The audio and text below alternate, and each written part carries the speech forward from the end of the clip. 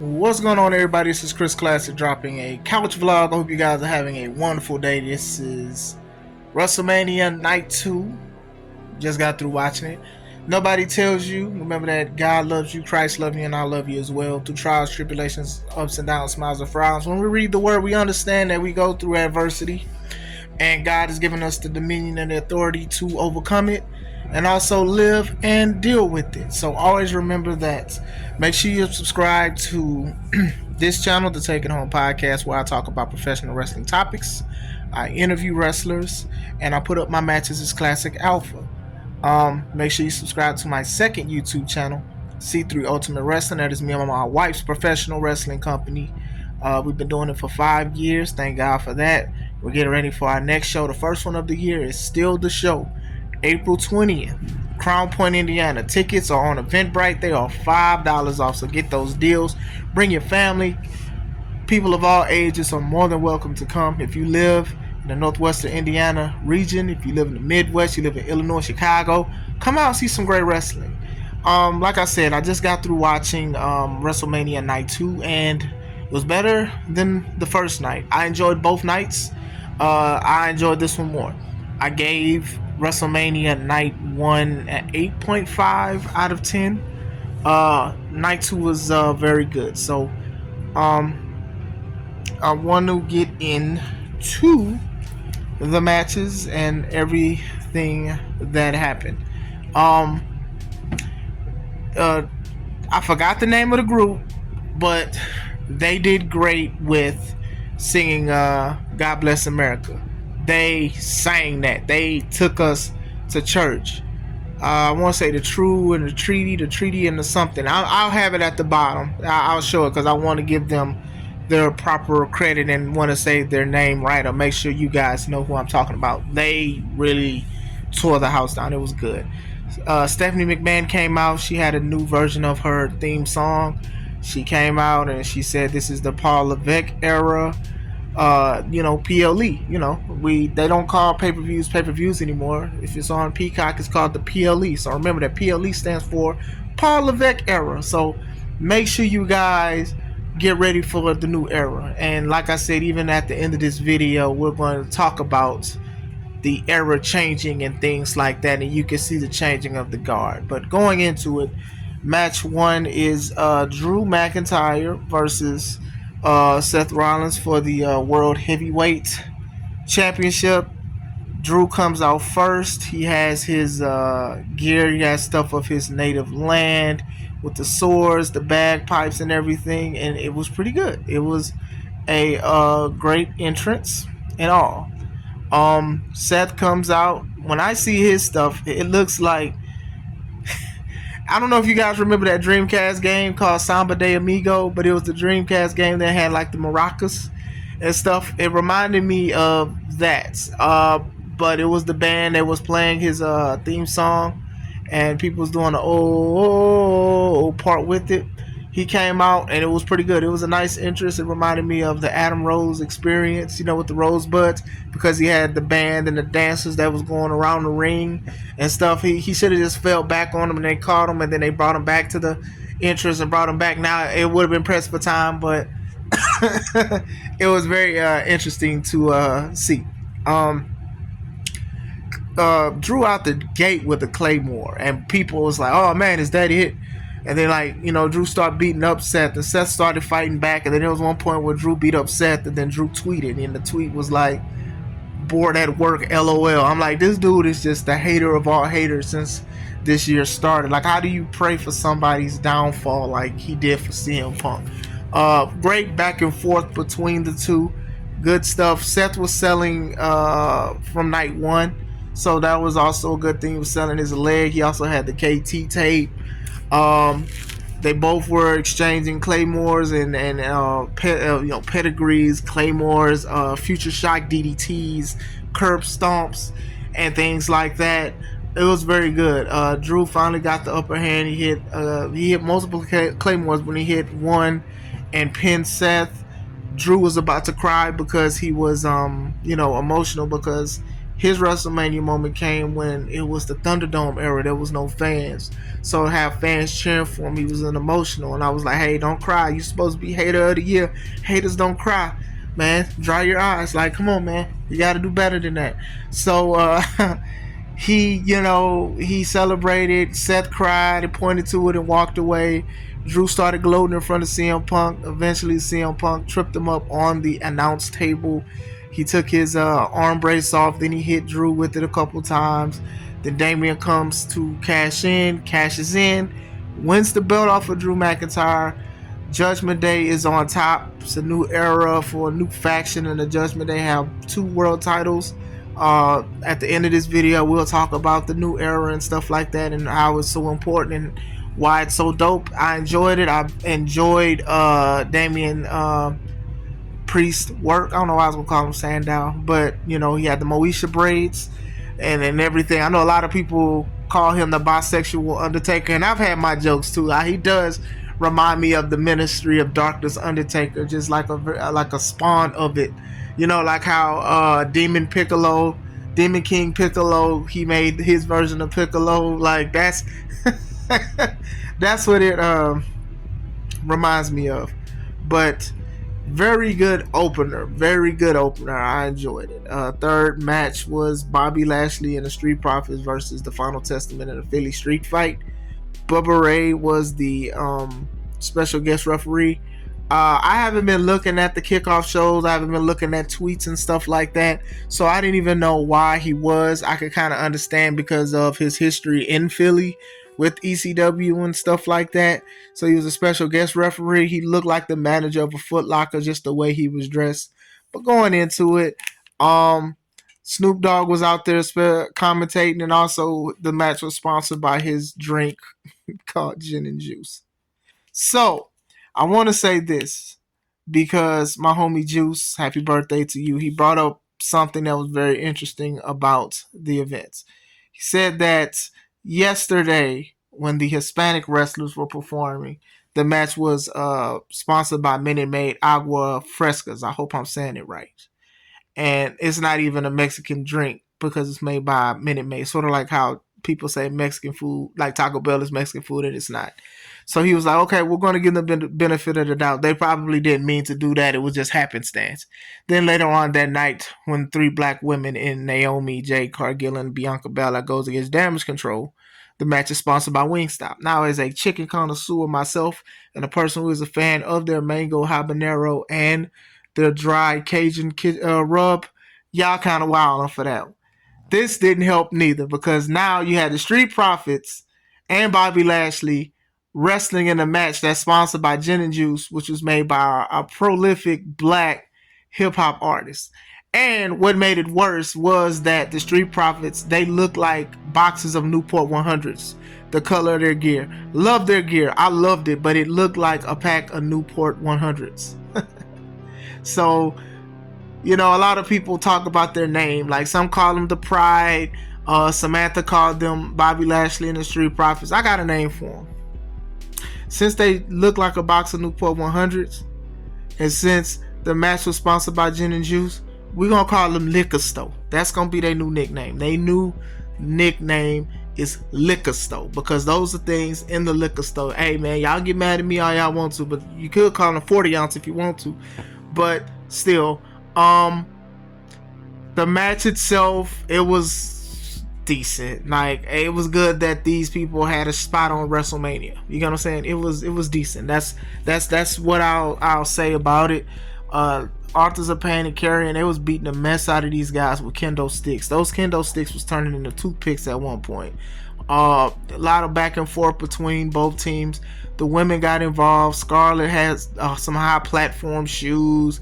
I don't even know how she was walking in that. Her and B-Fab got into it a little bit, and then Scarlett suplexed B-Fab onto the table on the outside, and that was like the end of the women. So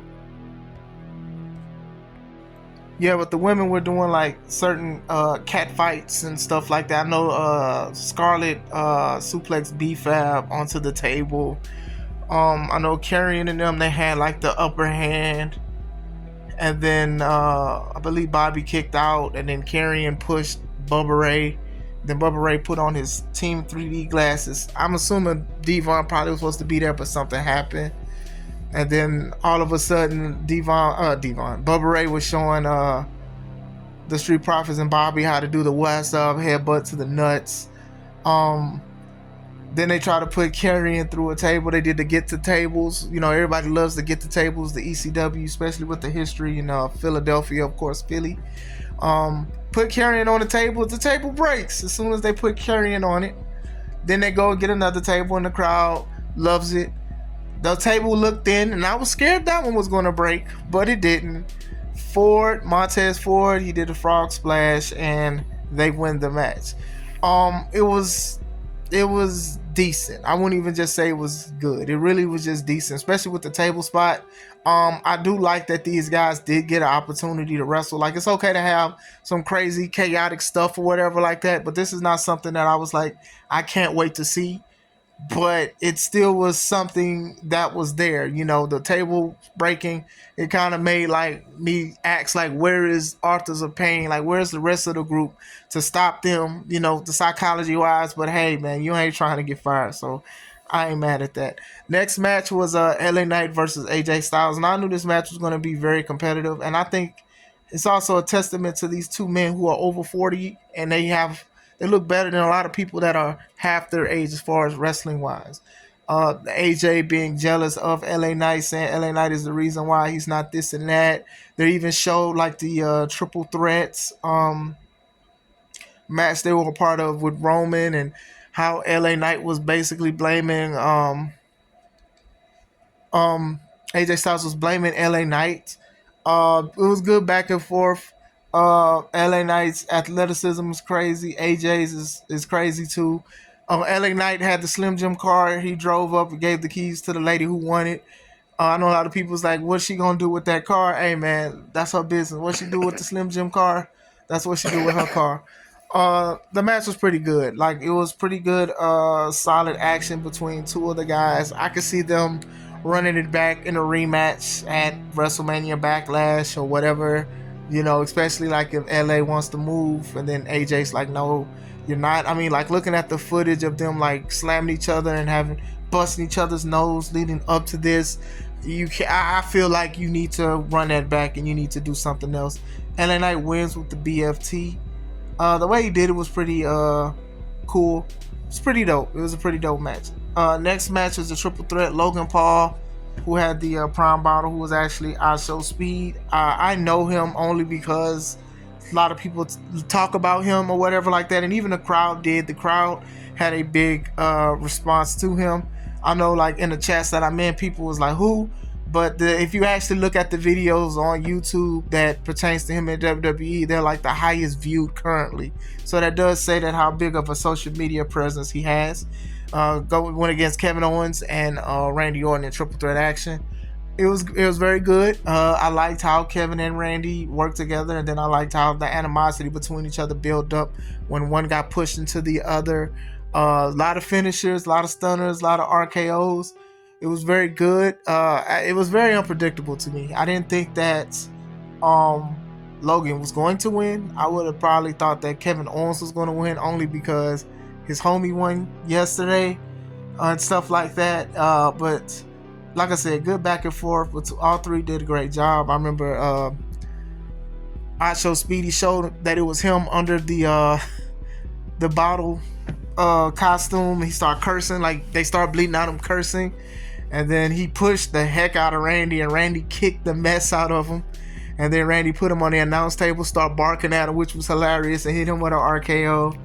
Randy kicked out of getting hit with Nux. Finish came where Randy hit Kev with the RKO. Then Logan, he tried to throw Randy out immediately, and then Randy turned, and I was like, oh, he's gonna throw Logan out. And then Logan turned it around and threw him into the turnbuckle post, and he exited, and then Logan hit the frog splash to beat Kevin Owens. Very good match. I'm not even mad that Logan still has it. I mean, Randy doesn't really need the title.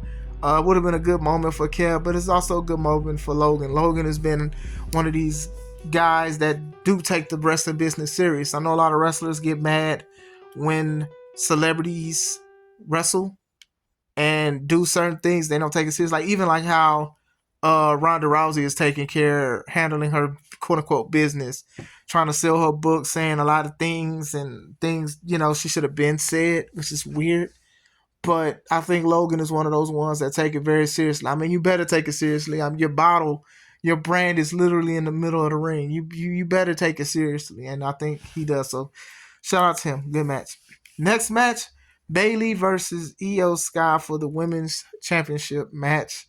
Um, we know the history between these women. Bayley comes out. She's very Egyptian mystique to it. I know that her spirituality. I think Matt messes with that. I know she has the Eye of Ra in the back of her neck. I believe she had pyramids in her haircut. Guys were carrying her. It would have looked good if she had like a throne. Maybe they were pressed for time because it did feel like it was like missing something, but they did carry her. Then they bowed down because the Egyptian customs, they do women worship and stuff like that. I liked her outfit. The stuff was good. The crowd liked it and stuff. Io Sky comes out, Damage Control. At one point, I thought Damage Control was going to walk out with her, but they didn't. They just stopped. They were dancing and all kind of stuff. They was dancing since night one, since Bianca's music was playing. Like, they was just jamming. They was just having a wonderful time. The match between the two women was very, very good. I thought it was solid. I thought it was solid action between both of them. I think that they started slow. Io carried herself like a champion, and I don't want to say that she never has done that, but how she acted and how she carried herself, I thought was pretty good. Her reign, to me, it wasn't that great. I don't know, it's because of multiple tag matches she was in. I don't know. It just, like, I was glad she won. I truly was glad she won. Still am.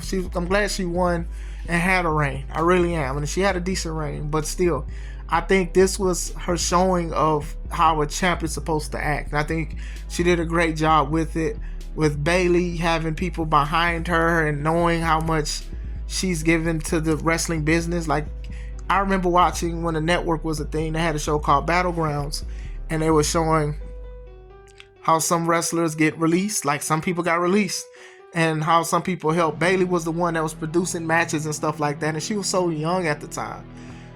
So for her to have a WrestleMania moment in a singles match was pretty good. Bayley did win. There was some good reversals in here. Bayley sold her leg at the beginning, and I was like, uh-oh.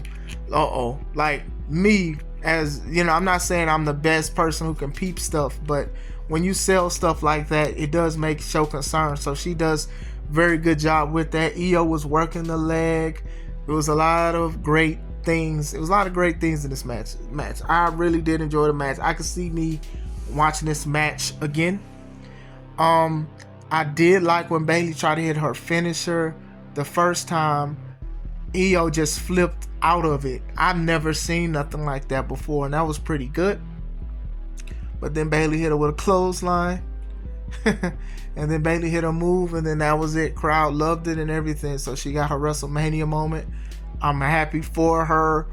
Finally, I know she's had WrestleMania matches where she won titles before, but this one was pretty good. I think this was pretty dope for her, for Bayley to win.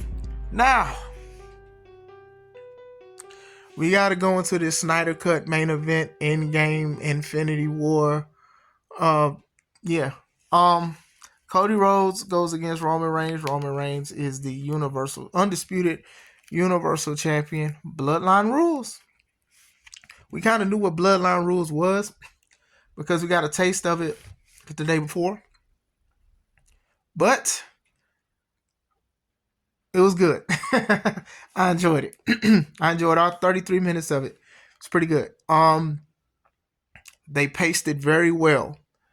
I was assuming that it was going to be just a lot of Samoans out there just jumping Cody eventually. I assumed that all of them was going to be out there at the beginning of the match, and it did not happen.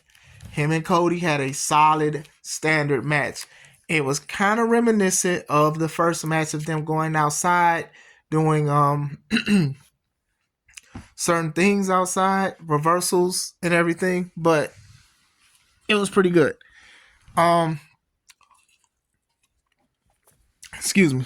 Shenanigans start happening as soon as Cody was about to hit his trifecta of Crossroads. So he tried it the first time, and then Jimmy comes out. Jimmy stops him. They start trying to beat up on Cody. Here comes Jay. Jay and Jimmy get into it again, and then Jay spears Jimmy onto the table. So, Roman is exchanging with Cody. They're exchanging moves. They're kicking out of stuff, doing things. Cody's hitting spears. Reigns hit a cross Reigns, which is Cody Rhodes' move. They're kicking out of it. The crowd is on the edge of their seat. I'm on the edge of my seat, and I'm on the couch. I didn't stand up because I was lazy. I had the comforter on. I started getting sleepy. But anyway, I didn't go to sleep during this match. Eventually, Cody does the trifecta of the Crossroads again. He hits 2 this time. So it's like, okay, is he going to hit 3? Here comes Solo Sikoa. Sikoa comes out, hits him with the spike, and then him and Roman do the spike spear combo. But even before that, Solo was like, finish the story. Finish your story. Finish your story. And Roman's like yelling at him, I know. So they do that. Cody kicks out. All of a sudden, dun, dun, dun, dun, here comes John Cena. Ball spot bigger than ever, but we love John Cena. We can't see him, but we see the ball spot. No disrespect to John Cena. I love you, John Cena. He comes out. He disposes of Solo Sikoa. After he disposes of Solo Sikoa, if you smell, here come The Rock. So this is intense because of The Rock and John Cena's history and what's going to go on with that. The Rock comes out and the censorship board was ready for him because you heard no curse word because they was already bleeding it out. Now, mind you, Roman was cursing and they was letting that stuff go, but he was saying level 1 cursing. Rock has been doing level 2 and 3. Even Pat was saying some stuff too, and I'm like, man, this really is a new era if they cursing like this and the stuff that they were saying. So The Rock comes out. John Cena, they're facing off. John Cena says, you can't see me. He tries to throw a punch. The Rock gives him a rock bottom. So The Rock, he takes his belt off. He's ready to start whooping stuff. You hear the Shield music. So I'm like, oh, well, what's going on? Because I know Moxley isn't here. Don't tell me Seth is doing it. I don't know what happened with Seth. I don't know if Seth did a spot outside, but as soon as Seth got in the ring, all you see is Roman Reigns spear him. And I'm like, whoa, what's going on? But the music itself, it did make people go crazy because The Rock was looking around trying to find where he was coming from, where the music was coming from. And like I said, during this time, Roman and Cody still exchanging a few things from time to time. Then all of a sudden, the gong goes off. So the Undertaker's there. I'm like, oh snap. Undertaker shows up, but he ain't got no gear. He ain't got no hat. He ain't got no leather jacket. He ain't got nothing. All he got is his beanie and his jacket. Now I don't care about American Bad A Undertaker, and I didn't want to see him doing this WrestleMania spot. And Undertaker's my favorite wrestler. I think is the greatest of all time. And I understand not trying to put the gear on, but we know that spot should have at least been for Stone Cold. I guess Stone Cold was either busy or he couldn't make it. Stuff happens. It would have been dope to have Stone Cold do it. If you're going to do it like this, like I said, this was the Snyder cut of a main event. But Undertaker chokeslams The Rock. Lights go out. Lights come back on. It's just Cody and Roman. Seth is still selling. So what happens is Roman gets up. Seth was in the corner. I didn't see him at first.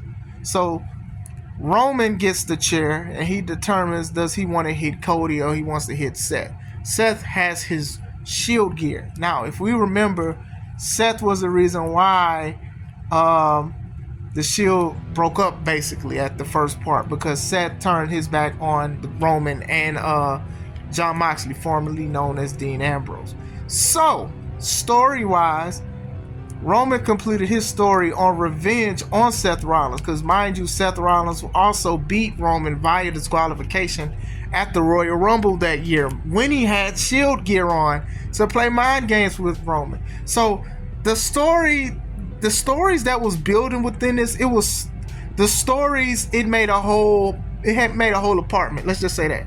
You had a great foundation, and more stories was built on that. Now, this is something people could look back for years, and I could see people break down why all of these wrestlers were so connected with each other. Some from the Attitude Era, some because they had WrestleMania matches, some because somebody defeated a person at WrestleMania. Bloodline, old stuff, new stuff. Hey, this person beat this person at Crown Jewel. Seth and Roman with the Shield. So Roman hits Seth and is getting ready to take Cody out, but then Cody perseveres and does his 3 crossroads and wins.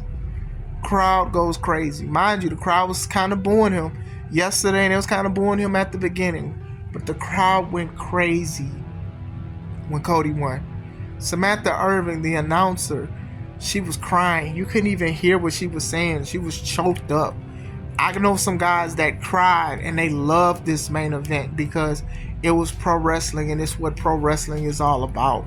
To see his family come out, to see his wife, to see the other wrestlers come out from the back and celebrate with him, to see him give his title to his mom because he said he was going to do it. That almost got me, but it didn't. That was a beautiful thing, and them happy. Cody winning and the way they celebrated was reminiscent of how Sting beat Hulk Hogan in WCW when Hogan was part of the NWO and stuff like that. Now, the match itself was crap, Sting and Hogan, because we know about the egos, but the message of it, that this is truly is the new era of something. Cody hugging everybody. He told Paul and he told Pritchard to come out, and he wanted them to get some love and embrace them. He shook Michael Cole's hand, he shook McAfee's hand, Corey's hand, and he said they were saying they love each other. Cody was even hugging like every cameraman he saw. He hugged Nick Khan, and I want to say I love that, because we as wrestlers, we can't do things without other people who take cameras, the commentators who do certain things. Like, they give us life sometimes, and we need these kind of people. So you can definitely tell he's one of these people that shows gratitude. Him doing this in front of his family. I know his family was there, obviously for TV purposes and exclusive rights, he couldn't show it, but he's a world champion. He became a world champion tonight, and it was very good. It was dope. It was very emotional, and we are in a new era. Now, I want to talk about this new era thing. Now, with Damian Priest and even Rhea Ripley having the world titles in the Judgment Day, it is now their time to lead and their time to shine with the new era, right? So that's one thing, because with the bloodline, with Roman not being the champion anymore, he's probably leaving for a little bit. He's probably leaving for a while. We'll see. I'm not going to sit here and try to do predictions or spoilers, but still, it's time for the Judgment Day to shine. They don't have the tag titles. They can get other titles and stuff like that, but still, this is a true changing of the guard, right? Even Cody, right? Cody, like, think of Roman Reigns and Cody, right? Think of the situation. We'll put him on each side of my hand. Roman was the guy that we could say Vince, and a lot of the other guys, they wanted people to love and cheer for and like as the face of the company. And to be honest, he was the face of the company. Regardless if people liked it or not, people booed, and sometimes people did reject him. They didn't want to see him and stuff like that. But then he eventually worked on himself, and he became one of the top draws with the bloodline and stuff like that. But he basically was the last guy that Vince chose to push and to elevate over anybody else. Now, I'm not saying that Roman was not deserving of it. I would never say that. But you guys understand when I say that, because a lot of people wanted other people to dethrone Roman. You wanted Sammy to. You wanted LA Knight to. You even wanted Jay at one point. Me too, a couple times. But I kind of knew what it was.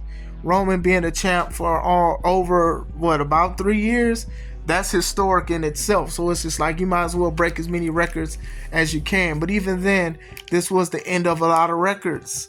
It wasn't the end of records, but it was the end of some. Yesterday, Gunther had the longest reign as an Intercontinental Champion, and then now Roman had the reign with his belts and stuff that they unified. So now with the end of Roman's reign, bars, now you look at Cody Rhodes, a guy that the fans loved and begged to be in the title picture and stuff like that.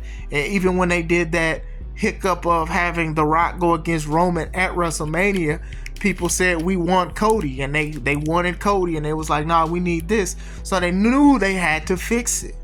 So they actually listened to the fans. Now I'm not going to sit here and say WWE never listens to the fans. Not going to say that at all. But still, this is how it is. I do think that this new era is going to show that sometimes the fans can have a voice, and maybe WWE will listen to them. Now I'm not going to sit here and say you should listen to everything fans say, because some people just be saying stuff. But still, this was the natural choice. It felt right. Cody's been fighting for this for a little over 2 years, basically, since he started. So it works. It works. This is a new era, the PLE, the Paul Levesque era. So I'm curious to see what's going to happen, especially with NXT call-ups. I see Hayes coming up. I see a lot of things happening. I enjoyed night 2. I'm going to give night 2.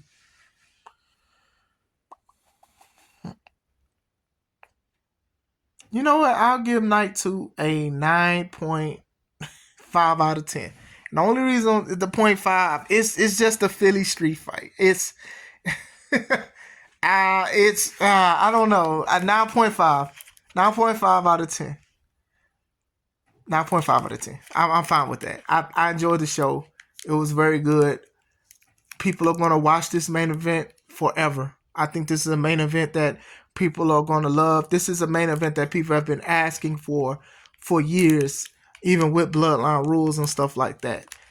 It was good. It was very good. And I'm very happy with what happened with that. Me and my wife, we watched it.